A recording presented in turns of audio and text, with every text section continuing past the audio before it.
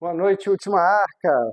Boa noite, glória a Deus. Que bom que vocês vieram, que bom. Eu agradeço a Deus por quem pôde vir, agradeço a Deus por quem vai assistir depois dessa gravação. Vamos começar orando. Senhor, muito obrigado por esse tempo, muito obrigado pelos louvores, muito obrigado, Senhor, porque aprova, Senhor, que nós estivéssemos aqui nessa noite para ouvir e compartilhar da Tua palavra, Senhor. Senhor, que eu não atrapalhe, Senhor, a mensagem que vai ser falada hoje, Senhor, mas que o Senhor venha, o Senhor tem total liberdade de fazer o que lhe apraz, Senhor. Vem, Senhor, falar aos nossos corações, que nós não saiamos daqui da mesma forma que chegamos, Senhor. Ó, Senhor, que seja para o louvor da Tua glória, Senhor. Que seja para a edificação da Tua igreja, Pai. Em nome de Jesus. Amém. Amém. Então, nós estamos continuando, hoje é o nosso quarto culto. E conforme a gente começou, nós estamos lendo, compartilhando as perguntas do Catecismo Nova Cidade, né? E hoje é a pergunta de número 4, quarto culto, pergunta de número 4. Então vamos ler a pergunta. Como e por que Deus nos criou? Resposta: Deus criou-nos homem e mulher à sua própria imagem para conhecer, amar, viver com ele e glorificá-lo. É totalmente justo que, se fomos criados por Deus, vivamos para a sua glória. Versículo para referência, Gênesis 1, 27. E criou Deus o homem à sua imagem. A imagem de Deus o criou. Homem e mulher os criou. A oração, para a gente estar clamando a respeito desse tema. Criador de tudo, ajuda-nos a não perder de vista que nós, assim como todo ser humano que fizeste, fomos criados à tua imagem. Jamais permita que duvidemos disso. Jamais permita que duvidemos disso em relação a qualquer outro homem ou mulher, pois fazer isso nega a glória que é devida ao teu nome. Tua imagem vista em nós testifica que pertencemos a ti, de corpo e alma. Amém. Glória a Deus. Glória a Deus. Isso é uma coisa muito interessante para a gente estar refletindo, né? A imagem de Deus. Deus não aceita que façamos nenhuma imagem para poder adorar Ele. Mas Ele mesmo fez a imagem e semelhança dele. Ele mesmo. Nós éramos na, na criação e na revelação ali do Éden, se o homem não tivesse caído, nós éramos para estar refletindo a imagem de Deus. Pessoas conheceriam a Deus através da sua imagem refletida no ser humano. Né? A criação conheceria a Deus através da sua imagem refletida no ser humano. Né? Então, ele mesmo fez a sua própria imagem. Né? Por isso que ele não admite outras, ele não admite cópias baratas. Né? Por isso que todas as outras imagens não têm vida. Todas as outras imagens, porque o nosso Deus é um Deus vivo. Nosso Deus é um Deus vivo. Ele é um Deus de vivos, ele não é Deus de mortos. Então, nenhuma imagem consegue refletir a glória dele. Amém? Nós vamos hoje continuar na série dos Gálatas. Como eu sempre comento, né? E hoje talvez seja o primeiro vídeo que vai sair completo, em nome de Jesus, vai ser uma benção essa gravação, tá abençoada já. Então, assim, o que nós temos feito aqui? Nós estamos sempre intercalando duas séries. Nós estamos lendo a Bíblia expositivamente, nós escolhemos um livro, nós começamos por Gálatas, estamos lendo Gálatas, e no outro fim de semana nós estamos falando sobre os fundamentos da igreja, né? Como nós nos identificamos dentre, dentre as igrejas, né, cristãs. Né? Semana passada foi o primeiro sermão dessa série, nós pregamos que somos uma igreja cristã e colocamos os fundamentos do porquê que nós somos cristãos, né? O que é ser cristão, né? Semana que vem nós vamos falar que nós somos cristãos protestantes. tá? E aí já vou compartilhar também no grupo dos irmãos que estão conosco o sermão do pastor amigo meu, pastor Michael Brito, que fala sobre isso, o que é ser protestante, tá? E hoje nós vamos estar falando sobre Gálatas 2. Nós vamos ler o texto e vamos refletir sobre a mensagem dele, tá? Gálatas 2, abra sua Bíblia em Gálatas 2, que é o texto principal que nós vamos estar refletindo hoje. O apostolado aos judeus e aos gentios. 14 anos depois, fui outra vez a Jerusalém com Barnabé, levando também Tito. Fui em obediência a uma revelação. Eu lhes apresentei o evangelho que prego entre os gentios, mas fiz isso em particular aos que pareciam de maior influência, para não correr ou ter corrido em vão. Mas nem mesmo Tito, que estava comigo, sendo grego, foi obrigado a submeter-se à circuncisão. E isso surgiu por causa dos falsos irmãos que se haviam infiltrado para espreitar a liberdade que temos em Cristo Jesus e nos reduzir à escravidão. A esses não nos submetemos por um instante sequer, para que a verdade do Evangelho permanecesse entre vocês. E quanto àqueles que pareciam ser alguma coisa, o que eles foram no passado não me interessa. Deus não aceita a aparência do homem. Esses, digo, que pareciam ser de maior influência, nada me acrescentaram. Pelo contrário, quando viram que me havia sido confiado o evangelho da incircuncisão, assim como a Pedro foi confiado o evangelho da circuncisão, pois aquele que operou eficazmente em Pedro para o apostolado da circuncisão, também operou eficazmente em mim, para com os gentios. E, quando reconheceram a graça que me foi dada, Tiago, Cefas e João, que eram reputados colunas, estenderam a mim e a Barnabé a mão direita da comunhão, a fim de que nós fôssemos para os gentios e eles fossem para a circuncisão. Somente recomendaram que nos lembrássemos dos pobres, o que também me esforcei por fazer. Paulo repreende Pedro. Tá, vamos começar aqui, depois a gente termina o capítulo, tá? Então, assim, Paulo tinha tanta segurança no evangelho que ele pregava, tanta segurança na sua revelação, que ele não foi bater pedágio lá direto, por favor, me reconheçam aqui, vamos fazer aqui uma catequese e tal, não sei o quê, para ver se eu entendi mesmo, para ver se vocês fazem uma oração forte para me liberar. Não, ele chegou e simplesmente foi pregar, foi cumprir a missão que ele tinha sido enviado pela igreja de Antioquia. 14 anos depois, ele vai ter com os irmãos, depois da obra já feita, literalmente apresentando os frutos. Olha aqui os frutos que Deus gerou através da minha vida e do meu ministério. E aí, ele não chegou fazendo escândalo, tipo, vou fazer na frente de toda a igreja para fazer um show e para mostrar que está todo mundo errado e que eu sou o bonzão, igual alguns fazem, que chegam, por exemplo, o cara começou o ministério, já quer dar de dedo nos pastores antigos e tal. Ele não faz isso. Ele chamou no canto. Ele pegou e conversou em particular, entendeu? Ele chamou, mas de qualquer forma ele fez um teste para ver até que ponto eles estavam convictos dele. O que ele fez? Ele carregou Tito. Tito era grego.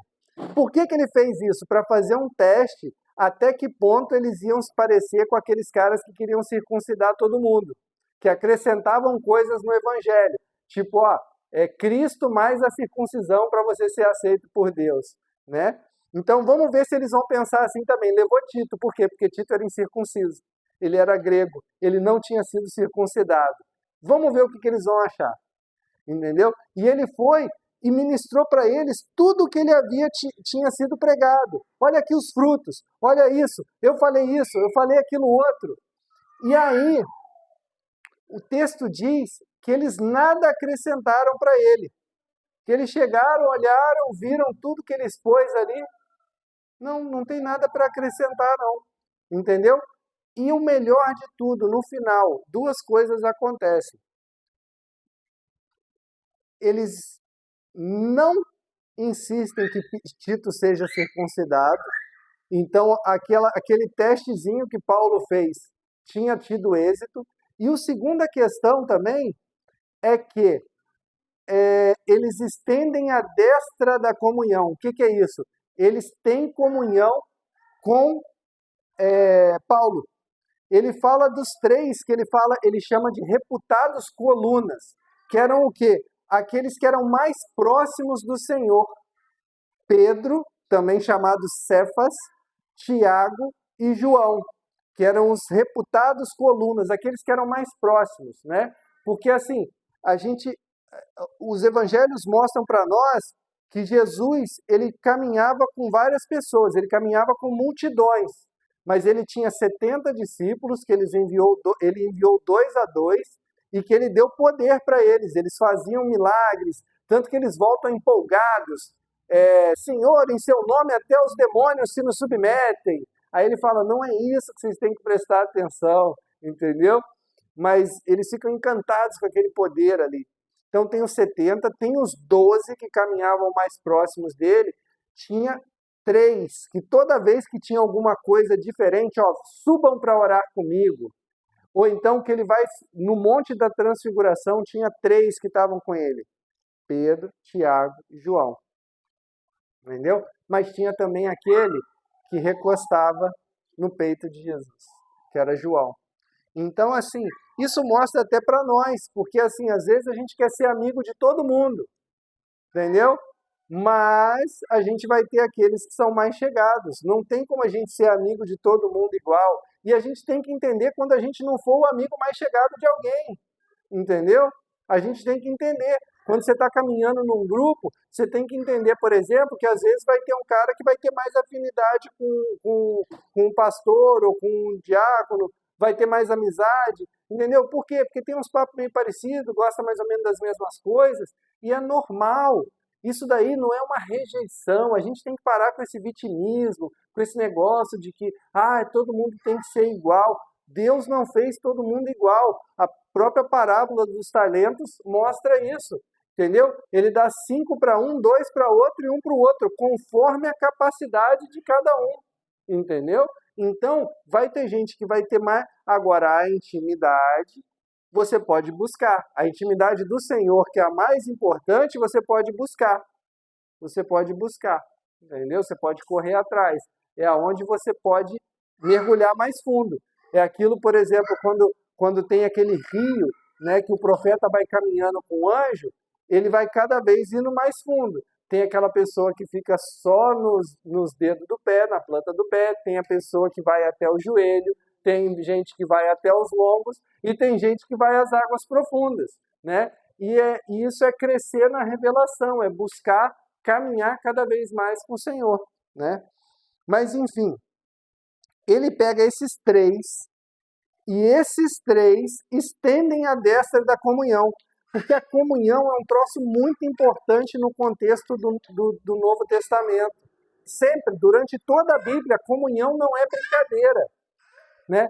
Paulo, quando fala que as pessoas estavam em pecado, ele fala assim, com esses nem sequer comais. Você não senta para comer. Você não senta para comer. Entendeu? É como disse um pastor uma vez que eu estava assistindo, e eu concordo plenamente com ele. Ele fala o seguinte, que se tem uma mesa com... Como é que eu vou falar isso para ir para o YouTube? Com 10 defensores das ideias da Segunda Guerra do pessoal que perdeu, né? Aquele pessoal de uma cruz esquisita, meio torta, assim.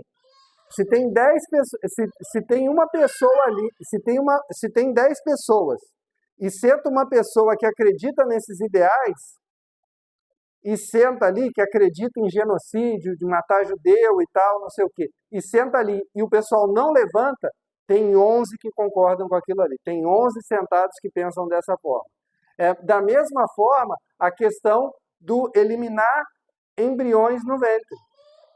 Se você está numa mesa, tem 10 pessoas e senta uma pessoa que acha que é normal eliminar embriões no ventre, tem 11 pessoas ali que concordam. Porque o normal, se a pessoa declaradamente crê nisso, é os outros levantarem. Porque você está compactuando com o genocídio de fetos ao longo do mundo. Tá? Então, A comunhão é uma coisa muito séria.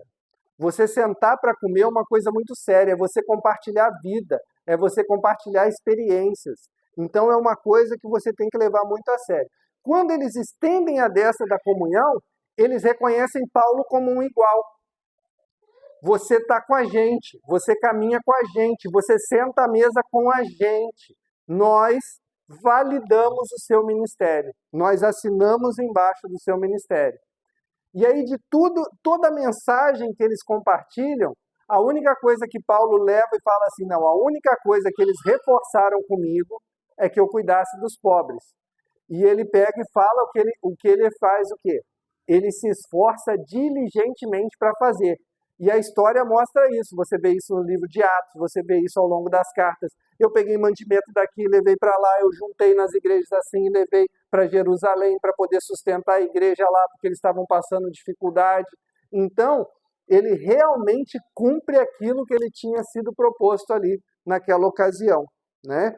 E às vezes a gente pega e não faz diligentemente as coisas. Às vezes uma coisa bem mais simples é colocada para a gente: ó, vamos ler tantos capítulos por dia.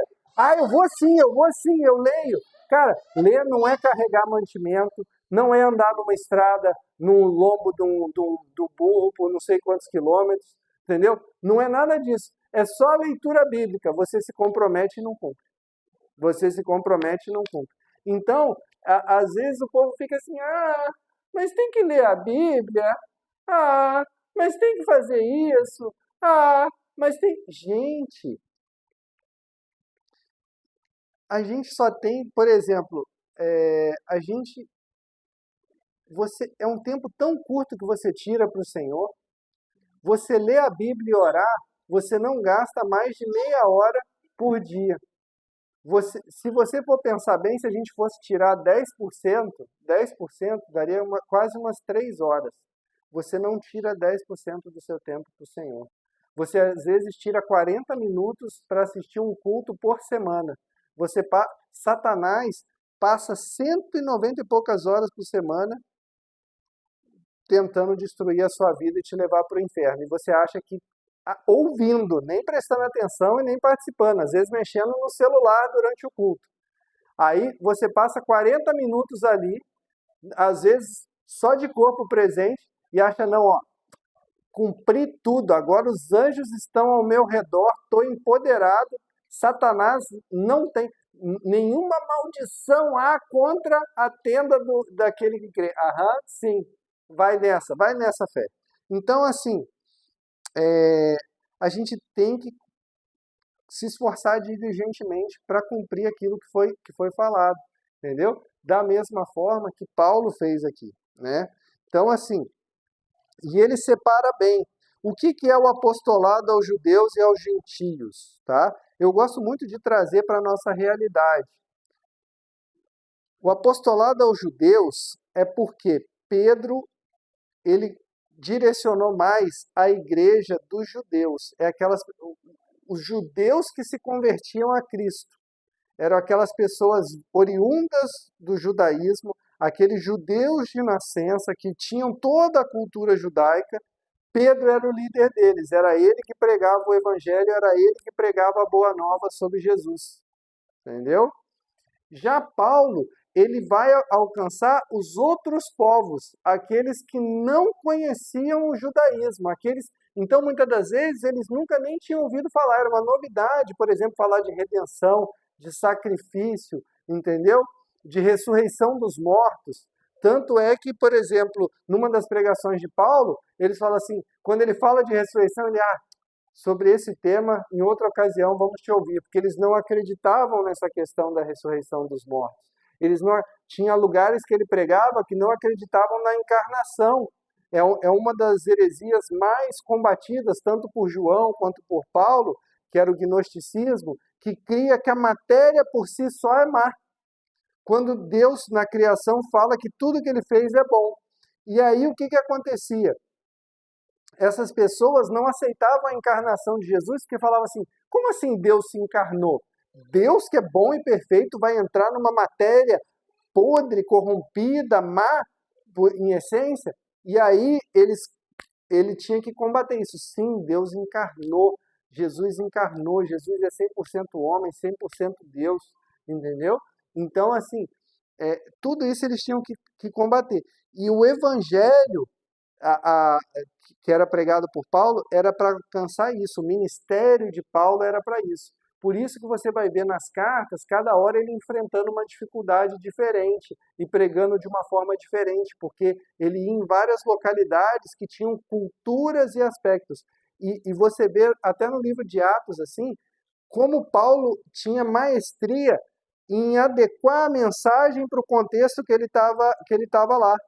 Tanto que ele chega, por exemplo, para pregar, e aí ele fala assim: ah, ele vai pregar, ele vai pregar para os gregos. Aí ele fala assim: ó, estava vendo aqui, vocês adoram um monte de deuses, mas um especial me chamou a atenção, o Deus desconhecido, entendeu? Então ele usa o contexto deles para poder entrar com o evangelho, entendeu? Então, muitas das vezes, a palavra ela não tem que ser a palavra a palavra de Deus ela é perfeita e apta e o evangelho ele tem a dose certa de tanto de graça quanto de escândalo. Você não precisa mexer na mensagem, entendeu? Só que você pode adequar, entendeu? Não existe essa questão de, temos que renovar a Bíblia, readaptar a Bíblia. Não. Deus não muda. O que era pecado lá no Velho Testamento continuou no Novo e vai ser eternamente. Deus definiu o que não compactua com ele, entendeu? Deus definiu bem claramente nas Escrituras. Então a Escritura ela é inerrante, ela não tem que ser mudada, tá? Mas é claro que às vezes vamos falar um exemplo bem bobo assim, bem prático. Você pode ter um salmo cantado num ritmo mais antigo, entendeu? Um ritmo mais igual a minha mãe, por exemplo, gostava muito de música tocada no órgão, entendeu? Ela falava assim, aquele órgão com coral e tal, eu me sinto perto do céu e tal, não sei o quê. Eu já dormi, entendeu? Eu já dormi. E eu já gosto mais de uma música mais puxada para o lado do rock, entendeu? Então, por exemplo, existe uma música da época dela e que eu gosto de escutar ela, mas num ritmo totalmente diferente, que é aquela música assim, glória, glória, aleluia. Ela canta mais ou menos assim. Eu já gosto de escutar a versão do Oficina G3, que tem uma guitarrona lá no fundo. Glória, glória, aleluia. Aí tem aquela bateria. Então minha mãe fica com o cabelo em pé olhando aquilo. Mas isso é o quê? A mesma mensagem. Você não mudou a letra. Você não muda a letra, você não muda a mensagem, você só mudou o público que está sendo alcançado. Entendeu? Então Paulo não mudou a mensagem. Ele fala, Cristo é suficiente. E os apóstolos olham para ele, aqueles que caminhavam com Jesus, realmente, Cristo é suficiente. Não precisa circuncidar. Então, de tudo isso que ele vê aqui, ele só confirma o seu apostolado, e ele está defendendo o seu apostolado porque ele está numa carta que ele tem que se defender, porque os que chegaram ali para enganar os Gálatas começam o quê? Metendo pau no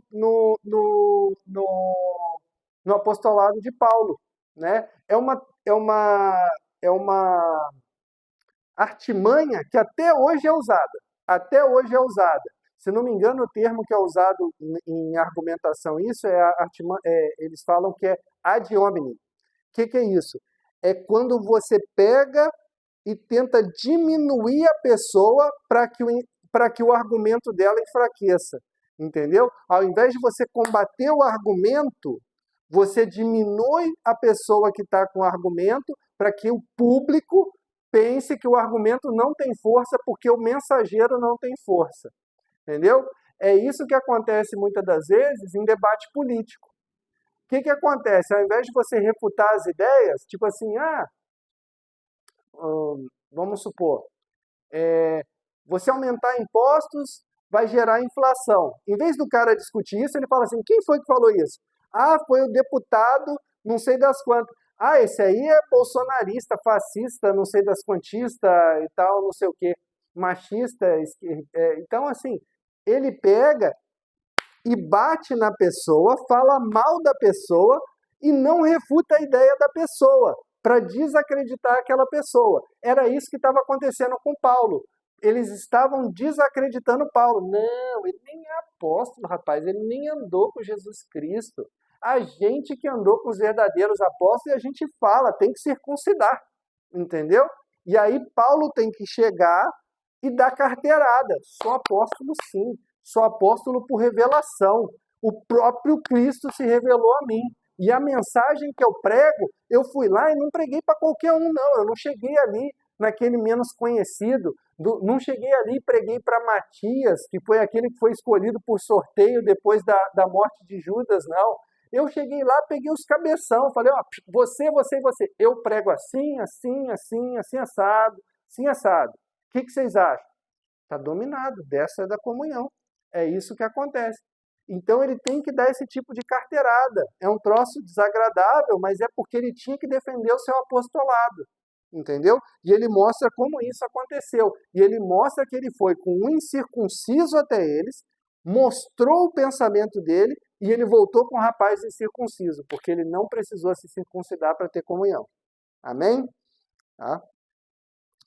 E aí, falei da questão dos pobres, né? Vamos continuar no texto para a gente continuar refletindo acerca de Gálatas 2. Paulo repreende Pedro. Quando, porém, Cefas veio a Antioquia, resisti-lhe face a face, porque havia se tornado repreensível. De fato, antes de chegarem alguns da parte de Tiago, ele comia com os gentios. Quando, porém, chegaram, começou a afastar-se e, por fim, separou-se, temendo os da circuncisão.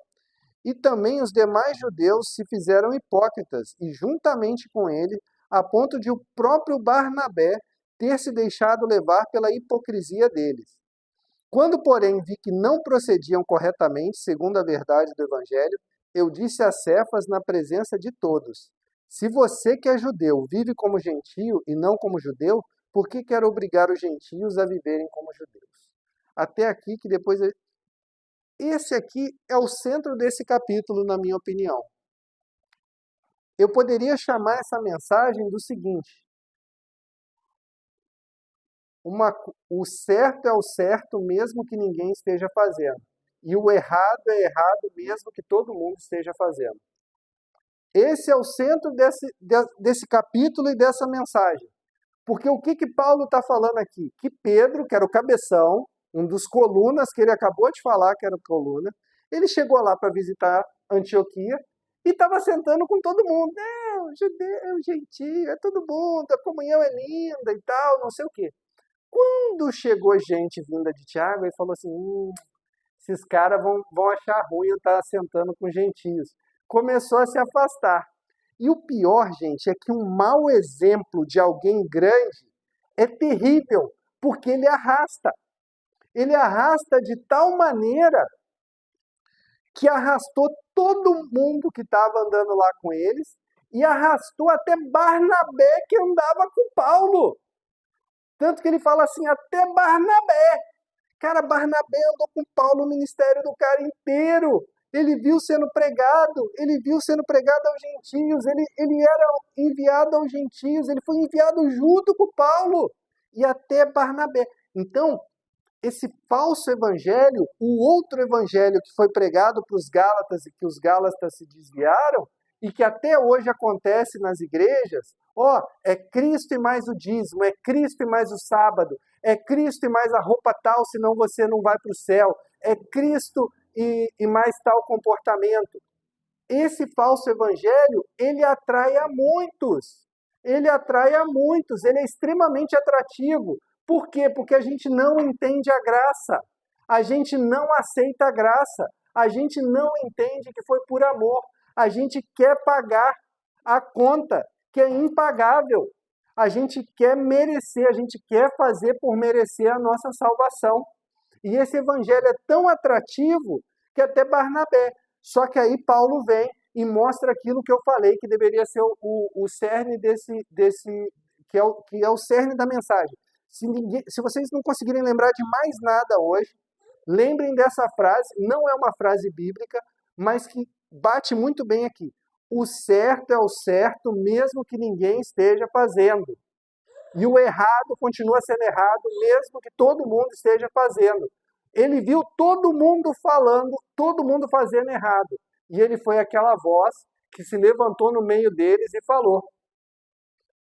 E uma coisa é certa. Tem que ir e falar com o irmão em secreto quando ele está em pecado. Depende. Por quê? Quando o pecado é privado, e aconteceu, se o irmão pecar contra ti, Jesus mesmo ensina, pecou contra ti, vai e repreende ele em particular. Agora aqui é uma outra questão, é um pecado público, de um ministério público. Ele tem que ser repreendido publicamente. Então, na frente de todos, Paulo se levanta e repreende Pedro na face. E fala na cara de todos aqueles judeus que ele estava sendo falso ali. Ele falou, Pedro, come com todo mundo aqui, ó. Entendeu? Come com todo mundo. E o texto, assim, muitas das vezes, até algumas interpretações falam que a coisa chegou a ser bem acalorada, para dizer o mínimo assim, que o negócio foi quente mesmo, entendeu? Para não dizer assim, meio nervoso mesmo, violento assim. Ele embate na frente de todo mundo. E ele não teve medo de responder alguém que era reputado coluna. Por quê? Porque se você tem convicção em Cristo, você pode repreender quem quer que for. Não tem esse negócio de, ai daquele que tocar no ungido do Senhor, ai daquele que repreendeu o ungido do Senhor, ai daquele não sei o quê. Aí o cara dá carteirada para não ser repreendido. Paulo deixa claro, ele resistir porque foi repreensível. Ele não tem medo de resistir e de repreender Pedro nessa situação. Então, tirem essa mensagem. O certo não muda, porque todo mundo está fazendo errado. Se você for o único que está fazendo certo, permaneça dessa forma. Permaneça dessa forma. E aí vem o final do capítulo, que é quando vem a mensagem que Paulo queria deixar claro, né? A justificação pela fé em Cristo Jesus. Nós, judeus por natureza e não pecadores dentre os gentios, sabendo, contudo, que o homem não é justificado por obras da lei, e sim mediante a fé em Jesus Cristo, também temos crido em Cristo Jesus, para que fôssemos justificados pela fé em Cristo, e não por obras da lei. Pois por obras da lei ninguém será justificado. Mas se nós, procurando ser justificado em Cristo, fomos também achados pecadores, será que isso significa que Cristo é ministro do pecado? De modo nenhum. Porque se volto a edificar aquilo que destruí, a mim mesmo constituo transgressor. Porque eu, mediante a própria lei, morri para a lei, a fim de viver para Deus. Estou crucificado com Cristo. Logo, já não sou eu quem vive, mas Cristo vive em mim. E esse viver que agora tenho na carne, vivo pela fé no Filho de Deus, que me amou e se entregou por mim. Não anulo a graça de Deus, pois, se a justiça é mediante a lei, segue-se que Cristo morreu em vão. Amém. O que acontece? Toda vez que você tenta se justificar por algo que não seja simplesmente pela graça, mediante a fé em Cristo Jesus, você está dizendo que Cristo morreu em vão, que aquela obra que ele fez na cruz foi em vão.